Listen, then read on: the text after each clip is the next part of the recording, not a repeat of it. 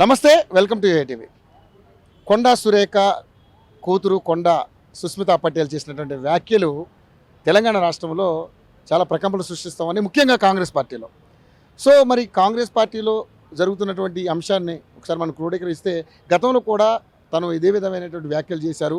ముఖ్యమంత్రి రేవంత్ రెడ్డి మీద, పార్టీ విధానాల మీద ఆమె వ్యాఖ్యలు చేయడం జరిగింది. అప్పుడే కంట్రోల్ చేస్తే బాగుండేది అని చాలామంది ఇప్పుడు ఉన్నటువంటి కార్యకర్తలందరూ కూడా మాట్లాడుతూ ఉన్నారు, ఎమ్మెల్యేలు మాట్లాడుతూ ఉన్నారు. క్షమించి వదిలేస్తే అది తారస్థాయికి వెళ్ళి ఈరోజు ముఖ్యమంత్రిని విభేదించే కార్యక్రమం జరుగుతూ ఉంది. మరి ఎందుకు ఇలా మాట్లాడాల్సి వస్తుంది? దీని వెనక ఎవరున్నారు?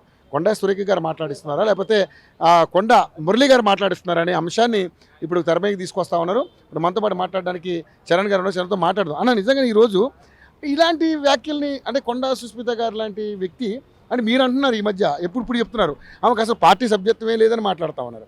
మరి పార్టీ సభ్యత్వం లేనోళ్ళే ఇంత పవర్ఫుల్గా నీ అయ్య కానీ నీ తాత కానీ ఈసారి మీ అందరి మీద కానీ గెలిచేది మేమే అని ఇంత ఇదిగా మాట్లాడుతున్నారంటే ఏమి అండ చూసి మాట్లాడుతున్నారు? అంటే ఏం లేని ఇస్తారాకి ఎగిరి పడుతుంటుంది. అన్నున్న ఇస్తారాకి అణిగిమణిగి ఉన్నట్టు తన కాంగ్రెస్ పార్టీలో మెంబర్షిప్ లేదు సుష్మితా పటేల్ గారికి. నిజంగా లేదు, సంబంధం లేదు కాబట్టి నోటీస్ ఇవ్వలే, లేకపోతే ఎప్పుడో సస్పెండ్ చేసేవాళ్ళు.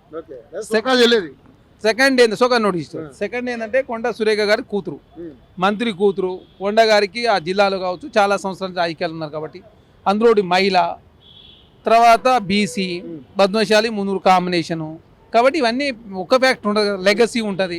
ఇవన్నీ ఉండడంతో మీడియాలో పాపులారిటీ ఉండొచ్చు. అలా అని చెప్పేసి మా ఇష్టం వచ్చిన నోటికి వచ్చి ఏది వస్తుంది మాట్లాడతాం, ఎవరినైనా నిందలేస్తాం, ఎవరి మీద నిందలేస్తాం. మేము బీసీలం కాబట్టి మేము ఇష్టం వచ్చినట్టు చేస్తారు, కుదరదు కదా. ఎందుకంటే కాంగ్రెస్ పార్టీ 40 లక్షల మంది కార్యకర్తలు ఉంటారు. తెలంగాణ రాష్ట్రంలో కాంగ్రెస్ పార్టీని అధికారం తీసుకొచ్చారు తెలంగాణ ప్రజలు. చాలా హామీలు ఉన్నాయి, నెరవేర్చాల్సినవి చాలా నెరవేర్చినాం. రాష్ట్ర ఆర్థిక పరిస్థితి బాగాలేదు, అయినప్పటికీ కూడా తెలంగాణ రాష్ట్రంలో బీసీలకు సంబంధించి కులగన్న చేసి, బీసీలకు సంబంధించినటువంటి రిజర్వేషన్లు పెంచి, బీసీలకు పీసీసీ అధ్యక్షుడు ఇచ్చి, మంత్రివర్గంలో స్థానం ఇచ్చి, రాజ్యసభ ఇచ్చి, ఎమ్మెల్సీలు ఇచ్చి కాంగ్రెస్ పార్టీ ముందుకు పోతాం. వాళ్ళకి ఏదైనా అంశం రాగానే బీసీ, ఇంకేదైనా అంశం రాగానే పద్మశాలి, మేము మున్నూరు కాపు, లేకపోతే మహిళ, లేకపోతే మేము వరంగల్లో, మేము తెలంగాణ. ఏమన్నా అర్థం ఉందా? మీరు మంత్రివర్గంలో స్థానం తీసుకుంటాం, మరి రాని వాళ్ళు ఏం మాట్లాడాలా? వచ్చిన వాళ్ళే ఇట్లా మాట్లాడాలి, రాని వాళ్ళు ఏం మాట్లాడాలి? ఇప్పుడు మంత్రివర్గంలో స్థానం ఇచ్చి మళ్ళీ మీ తండ్రికి ఎమ్మెల్సీ రాలేదని చెప్పి మీకు బాధ ఉంటే, మరి మాలా అంటారు మేమందరం మాకేం 20 సంవత్సరాల నుంచి రాజకీయాలు ఉన్నాం. మేము మీకు ఒకరు గెలిస్తే మంత్రి ఇచ్చారు, మీ తండ్రికి లోకల్ బాడీ అప్పుడు కూడా లోకల్ బాడీలు ఇచ్చారు, లోకల్ బాడీలో ఇవ్వచ్చు అవకాశం. తర్వాత మీకు ఎమ్మెల్యే పదవి మీరు అంటే ఒక ఇంట్లో మరి 3 పదవులు ఎట్లా ఇస్తారు? మీ ఇంట్లోనే 3 ఇస్తే మేము మిగతా వాళ్ళ పరిస్థితి ఏంది? మళ్ళీ మేము బీసీలం కాబట్టి మాకు 3 ఇవ్వాలని చెప్పి మాట్లాడితే ఎట్లా? చాలామంది మాలాంటి వాళ్ళు బీసీలు, మేమంతా బీసీలమే కదా. అదే కాకుండా కాంగ్రెస్ పార్టీ సోషల్ జస్టిస్తో ముందు పోతుంది. కాంగ్రెస్ పార్టీ అధ్యక్షుడు బీసీ, ఎస్సీ డిప్యూటీ సీఎం ఉన్నాడు, ఓసీ ముఖ్యమంత్రి ఉన్నాడు. జాతీయ స్థాయిలోనే రాష్ట్ర స్థాయిలో Congress party social justice follow అవుతుంది. కులగన్న ఏ రాష్ట్రంలో చేయలేదు, తెలంగాణ రాష్ట్రంలో రేవంత్ రెడ్డి గారు చేశారు. రేవంత్ రెడ్డి గారి కుటుంబం రాజకీయాల్లో లేదు, కేసీఆర్ గారి కుటుంబం లాగా లేదు. రేవంత్ రెడ్డి గారి కుటుంబ సభ్యులు రాజకీయాన్ని అడ్డం పెట్టుకొని పైసలు సంపాదాల ఆలోచన లేదు. వాళ్ళ గతంలోనే చాలా వెల్ సెటిల్. తెలంగాణ రాష్ట్రంలో కాంగ్రెస్ ప్రభుత్వం అధికారం రాకముందే వాళ్ళకి బంగ్లాలు ఉన్నాయి, ఇళ్ళు ఉన్నాయి, ఫామ్ హౌస్లు ఉన్నాయి, అన్నీ ఉన్నాయి. అయినా కాంగ్రెస్ ప్రభుత్వంలో రేవంత్ రెడ్డి గారి కుటుంబాన్ని తీసుకురావాలా, రేవంత్ రెడ్డి గారి తమ్ముళ్ళని తీసుకురావాలా, లేకపోతే వాళ్ళ చుట్టాలను తీసుకొచ్చి తెలంగాణ రాష్ట్రంలో కాంగ్రెస్ ప్రభుత్వాన్ని బలహీనపరిచే ప్రయత్నంలో సుష్మితా పటేల్ గారు కావచ్చు, కొండా సురేఖ గారి కుటుంబం పోతుంది. కాబట్టి కొండా సురేఖ గారు సోకాన్ని నోటీస్ ఇచ్చారు. ఆ నోటీస్ సమాధానంగా తనే చెప్తే తన వ్యక్తిగత అభిప్రాయం ఉన్నాడు, మీరు కూడా ఖండించాలి కదా. అవును, ఇప్పుడు మీరు మంత్రి అంటే ఏంది? అందరికీ అవకాశం రాదు కదా. 18 మంది మాత్రమే అవకాశం వస్తుంది. మొత్తం 119 మందిలో 15% మంది మాత్రమే అవకాశం వస్తుంది. మరి చాలామంది ఏమైనా ఎమ్మెల్యేలు మీరు మద్దతు ఇస్తే మీరు మంత్రి అయ్యారా? ఏమన్నా 10 మంది ఎమ్మెల్యేలు మద్దతు ఇస్తే మీరు మంత్రి కాదు. కార్యకర్తలు చాలా మంది ఒకటే మాట అంటున్నారు, ఈరోజు ఆమె పార్టీకి కాంట్రిబ్యూషన్ ఏం చేసిందని ఆమె అసలు ఈ రకంగా మాట్లాడుతుందని చెప్పేసి మాట్లాడుతూ ఉన్నారు.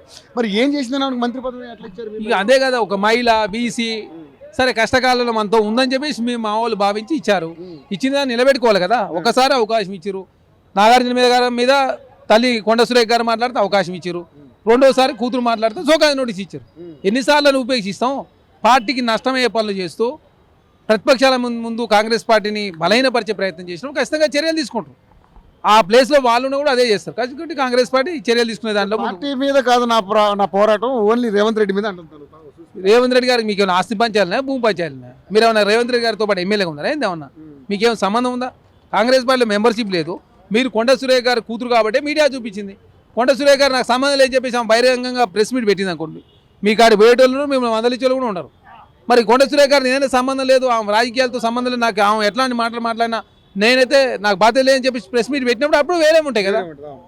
మీరు నాకు సంబంధం లేని చెప్పి సోకాజ్ నోటీస్కి రిప్లై ఇచ్చినంత మాత్రం కుదరదు.